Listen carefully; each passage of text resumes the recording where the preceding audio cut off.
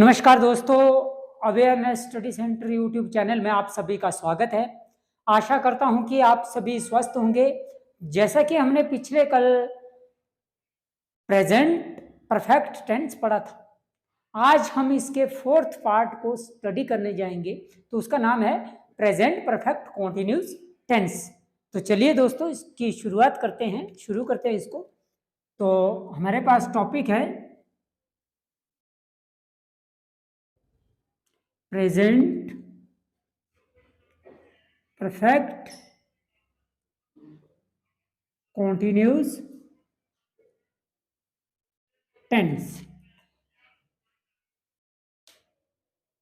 It shows the action that started in past and is still going on.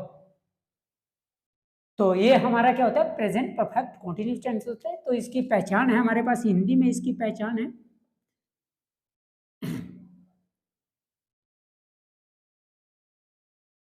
Verb के साथ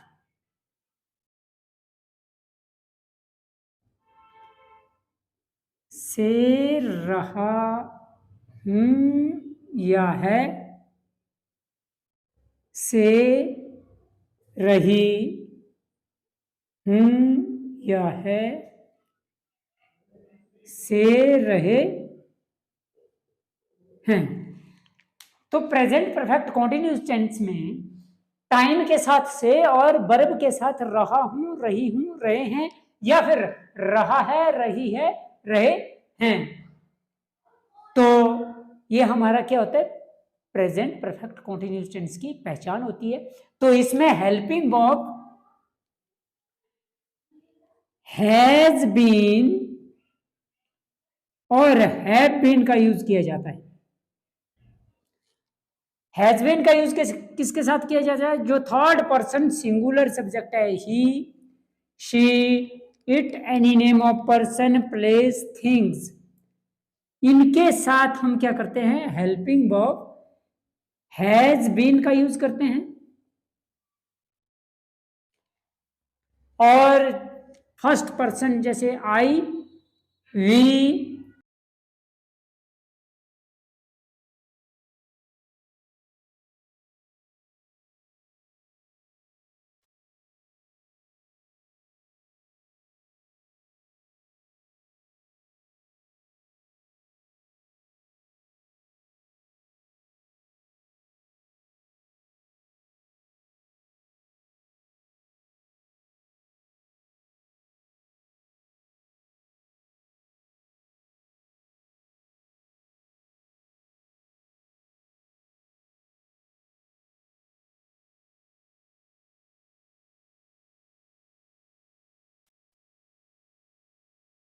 चलिए तो अब हम इसमें इसमें प्रेपोजिशन का यूज किया जाता है, एक सिंस और एक फॉर।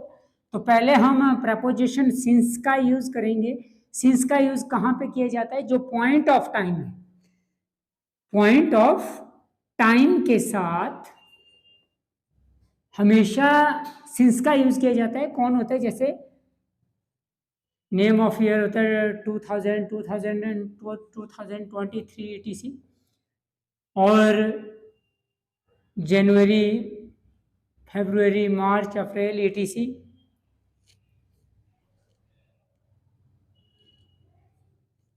9 o'clock, मंडे, संडे,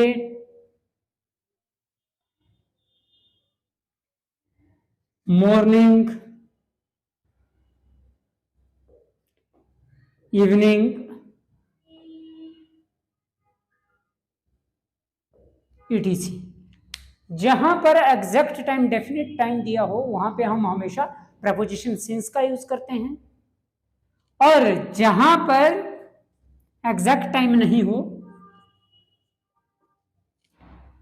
तो वहां पर क्या है? जैसे फोर है हमारे पास, फोर, तो फोर का यूज कहां पे किया जाएगा? पीरियड ऑफ टाइम के साथ। पीरियड ऑफ टाइम के साथ हमेशा फोर का यूज किया जाता है। तो जैसे 2 days, 2 years, 2 months, 5 months,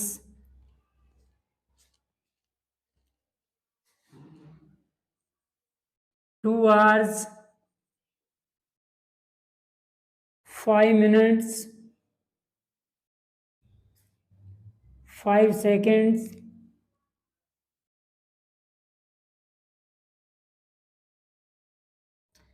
many days,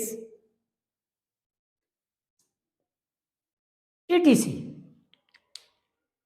4 का यूज कहां पे किया जाता है? जो इंडेफिनिट टाइम होता है, जैसे 2 डेज, पता नहीं अब कौन से 2 डेज है, इस अप्रैल मंथ के 2 डेज है या फिर मार्च मंथ के 2 डेज है, तो यहां से हमें कोई पता नहीं चल रहा है। जैसे 2 घंटे, पता नहीं सुबह के 2 घंटे 6 से 8 बजे का टाइम है या 8 से 10 बजे का टाइम है, तो ये एग्जैक्ट टाइम नहीं है।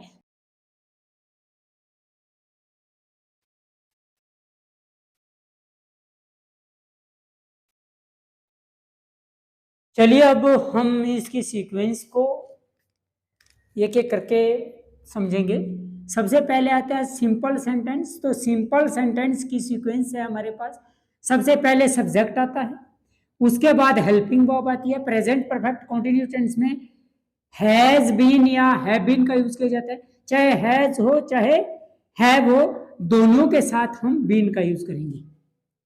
किसका यूज करेंगे? बीन का। हैज के साथ भी बीन का यूज होगा और हैव के साथ भी बीन का यूज होगा।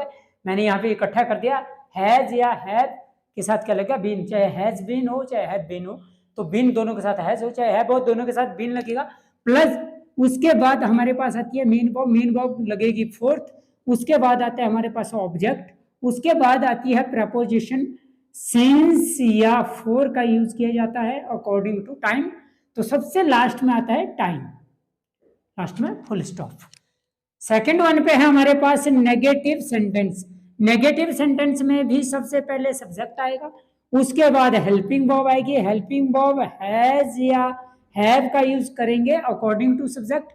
आफ्टर दैट नॉट का प्लेस आता है। उसके बाद हेल्पिंग वर्ब बीन का यूज करेंगे। किसका? बीन का यूज करेंगे।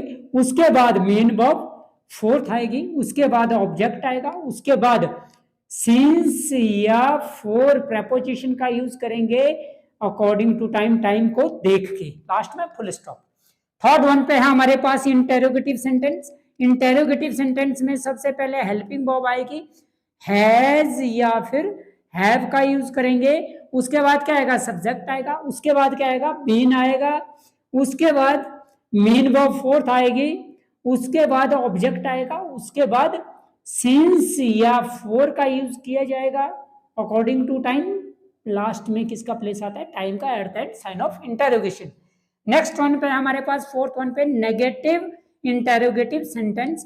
इसमें भी सबसे पहले हेल्पिंग वर्ब का यूज किया जाएगा, या तो हैज लगेगा या तो हैव लगेगा, ये सब्जेक्ट को देख के लगेगा। उसके बाद सब्जेक्ट आएगा, इसी सब्जेक्ट के अकॉर्डिंग हेल्पिंग वर्ब हैज या हैव का यूज होगा। आफ्टर दैट उसके बाद हमारे पास क्या आएगा? नॉट। उसके बाद आएगी हमारे पास बीन। उसके बाद आएगा हमारे पास मेन वर्ब फोर्थ। उसके बाद आएगा ऑब्जेक्ट। उसके बाद आएगा सिंस या फिर फोर का यूज किया जाएगा। उसके बाद क्या आएगा? टाइम। और लास्ट में साइन ऑफ इंटरोगेशन। तो इसको भी आप नोट डाउन कर लो।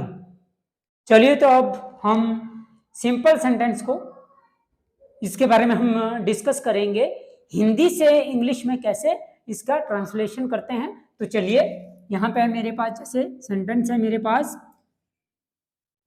चमन सुबह से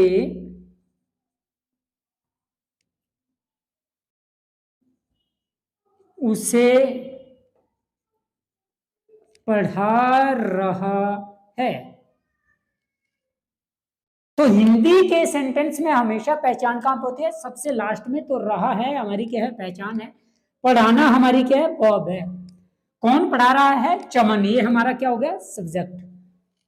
किसे पढ़ा रहा है? उसे। क्या हो गया? ऑब्जेक्ट हो गया। कहां पढ़ा, क्या, कब से पढ़ा रहा है? सुबह से। ये हमारा क्या हो गया? टाइम हो गया। तो यहाँ पे ये हमारा कौन है? सिंपल सेंटेंस है। ठीक है, तो सिंपल सेंटेंस में सबसे पहले क्या आता है? सब्जेक्ट। सब्जेक्ट है हमारे पास चमन। तो सबसे पहले क्या लिखेंगे हम? चमन। उसके बाद क्या आएगा? हेल्पिंग वर्ब हैज बीन या हैव बीन का यूज करेंगे। परंतु सब्जेक्ट को देख के चमन क्या है हमारा थर्ड पर्सन सिंगुलर है, तो इसका मतलब यहाँ पे क्या लगेगा हैज बीन, उसके बाद हैज बीन, उसके बाद मेन वर्ब लगेगा फोर्थ, पढ़ाने को बोलता है टीच, और टीच के साथ आईएनजी ऐड करेंगे तो मेन वर्ब फोर्थ हो जाएगी, तो टीचिंग। फिर उसके बाद हमारे पास क्या है ऑब्जेक्ट, ऑब्जेक्ट क्या है हमारे पास उसे, हर, उसे के लिए हम हर भी कर सकते हैं और हिम भी कर सकते हैं। उसके बाद है हमारे पास सिंस और फोर का यूज करेंगे, परंतु इसका सिंस और फोर प्रपोजिशन का यूज करने के लिए हमें सबसे पहले टाइम को आइडेंटिफाई करना पड़ेगा कि ये टाइम कौन सा है, पॉइंट ऑफ टाइम है या फिर पीरियड ऑफ टाइम है। तो सुबह से ये हमारा पॉइंट ऑफ टाइम है, तो यहां पे लगेगा सिंस, फिर उसके बाद है टाइम मॉर्निंग, मॉर्निंग। तो क्या हो गया Chaman has been teaching her since morning, ये हमारा सिंपल सेंटेंस है। तो क्या हो गया कि हिंदी में क्या हो गया, इसको हम बोलते हैं चमन सुबह से उसे पढ़ा रहा है, तो इसको भी आप नोट डाउन कर लो। चलिए अब हम इसके सेकंड सेंटेंस के बारे में, नेगेटिव के बारे में, नेगेटिव सेंटेंस के बारे में डिस्कस करेंगे। तो क्या था हमारे पास, चमन सुबह से उसे नहीं पढ़ा रहा है, रहा है हमारी क्या है पहचान है, पढ़ाना हमारी क्या है बॉब है, कौन पढ़ा रहा है चमन, तो ये हमारा सब्जेक्ट हो गया, किसे पढ़ा रहा है उसे, ये हमारा ऑब्जेक्ट हो गया, कब से पढ़ा रहा है सुबह से, ये हमारा टाइम हो गया। और नहीं जो वर्ड है ये हमेशा नकारात्मक सेंस को शो करता है, तो इसका प्लेस हमेशा मेन वर्ब से पहले होता है। तो चलिए अब सेकंड सेंटेंस में इंग्लिश में जब हम ट्रांसलेट करेंगे तो इसकी सीक्वेंस क्या होती है, सबसे पहले सब्जेक्ट आता है, सब्जेक्ट है हमारे पास चमन, तो सबसे पहले हम सब्जेक्ट लिखेंगे, उसके बाद हेल्पिंग वर्ब हैज या हैव का यूज करेंगे, चमन के साथ हैज का यूज होगा, थर्ड पर्सन सिंगुलर नंबर है तो हैज का यूज होगा, उसके बाद नॉट आएगा, उसके बाद main verb sorry helping verb been आएगी, उसके बाद हमारे पास मेन वर्ब फोर्थ है पढ़ाना, पढ़ाने को बोलते हैं टीच, आईएनजी ऐड करेंगे तो टीचिंग फोर्थ फॉर्म हो जाएगी। उसके बाद उसे, यहाँ पे हर भी हो सकता है और हिम भी हो सकता है, हर मैंने यहाँ पे हर ले लिया, उसके बाद ऑब्जेक्ट हो गया, ऑब्जेक्ट के बाद क्या सिंस और फोर, तो यहाँ पे सुबह से ये डेफिनेट टाइम है तो यहाँ पे क्या होगा सिंस, तो मॉर्निंग, लास्ट में फुल स्टॉप। तो Chaman has not been teaching her since morning, ये हमारा नेगेटिव सेंटेंस है, तो इसको भी आप नोट डाउन कर लो। तो चलिए अब फोर्थ सेंटेंस के बारे में डिस्कस करेंगे, नेगेटिव इंटरोगेटिव सेंटेंस के बारे में। तो हिंदी में क्या होगा, क्या चमन सुबह से उसे नहीं पढ़ा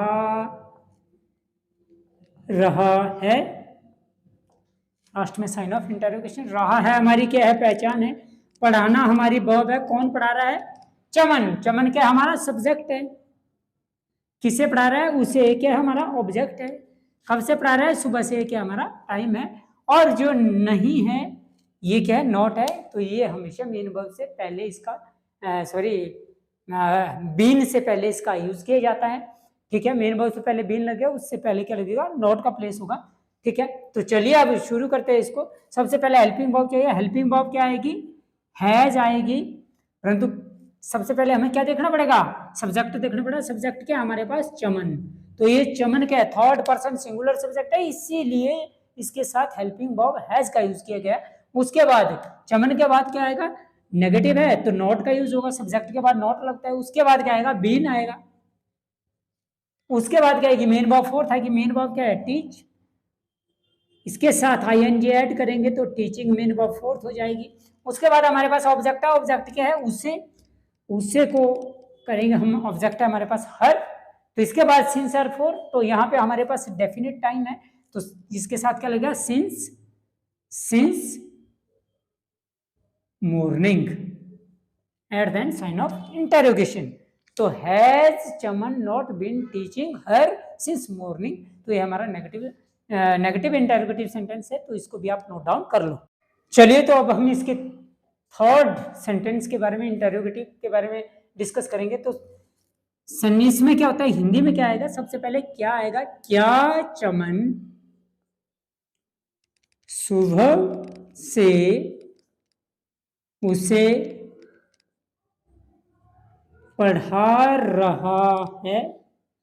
तो हमारे पास पहचान सबसे लास्ट में क्या रहा है, हमारी पहचान है, पढ़ाना हमारी वर्ब है, कौन पढ़ा रहा है, चमन।